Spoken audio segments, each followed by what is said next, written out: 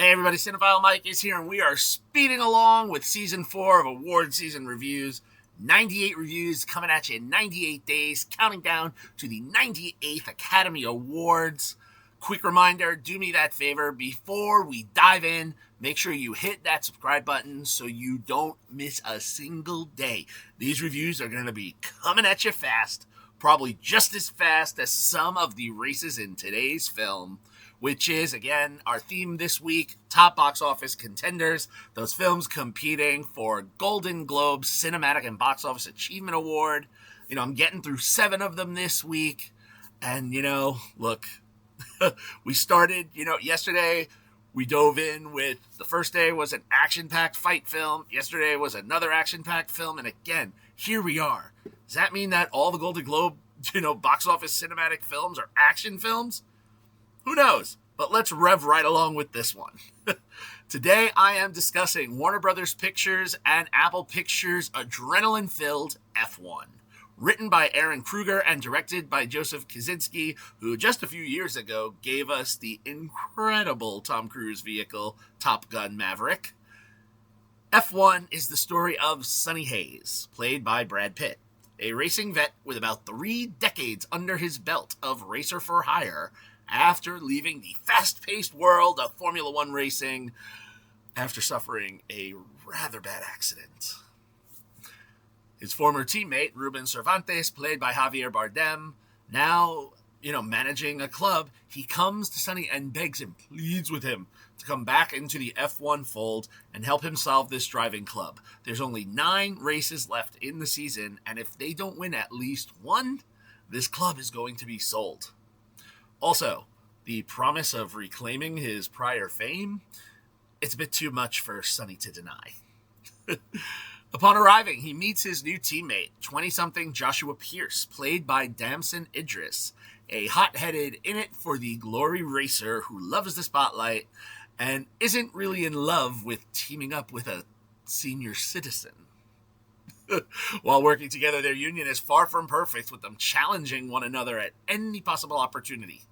And at times, while you think they might appear to be working together, at other times not so much, and as a result, this sometimes leads to very dangerous consequences. And on top of this, Sonny helps Ruben realize that his arrogant partner might not be the only problem Ruben has, but also that these cars need some improvements, which puts Sonny in the crosshairs of technical director Kate McKenna, played by Kerry Condon. There might be a little bit something else brewing under there. As everything starts to eventually seem to work together, it seems that there's also something wrong and working against the team, which will lead to some interesting tactics that are taken both on and off the racetrack. This film was surprisingly a lot of fun. I will admit, I was a little bit mixed getting ready to go into it. I'm not a huge racing film fan per se, but I have to say, Brad Pitt just exudes such charisma, similar to what he did in Once Upon a Time in Hollywood, that you can't help but be drawn in by him here. I mean, his swagger is such a delight that you understand why characters behave the way they do around him. There's even one clever comment made by Joshua's mother that was probably one of my biggest laughs in the film. Now, on that other end, Damson Idris proves quite a respectable presence against Pitt. His arrogance plays perfectly into the story that Kruger and Kosinski created, and he does hold his own very well.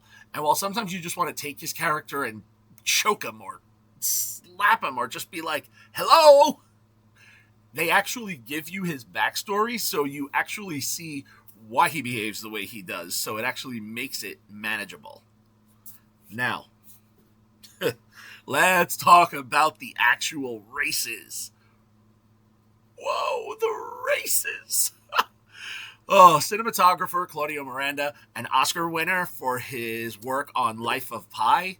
As he did there, those scenes when you feel like you were right in the boat with Pi, here you get it, feeling like you were sometimes like sharing that seat with one of the racers in the car. He really gets into that tight claustrophobia of the seats, and yet then he'll juxtapose that with these beautiful aerial shots of the races happening as they go along their varied tracks. To that end, this all works together with some really glorious stunt work. The stunt driving's phenomenal. There were moments that were so gripping, you kind of like feel like you're going to have to grip onto your seat. Additionally, that also blended gorgeous with the sound editing, the sound effects, and the work. I mean, that was such an oral, and I'm not an oral treat to listen to. It was just absolute fabulousness. Now, let's talk about box office and awards. We have to, right? Well, upon its summer release, this film sped away with $189,527,111 at the domestic box office. It added an additional $442 million internationally, obviously making it a clear contender for that box office prize. It currently sits with a worldwide take of $631,527,111. Critically, the film also did very well. It has an 82% tomato meter from 359 critical reviews and an almost perfect 97% popcorn meter from over 10,000 audience reviews. Not too shabby. Award season-wise, yes, we're early, but in addition to the box office and cinematic achievement nod, Hans Zimmer is also nominated for Best Score.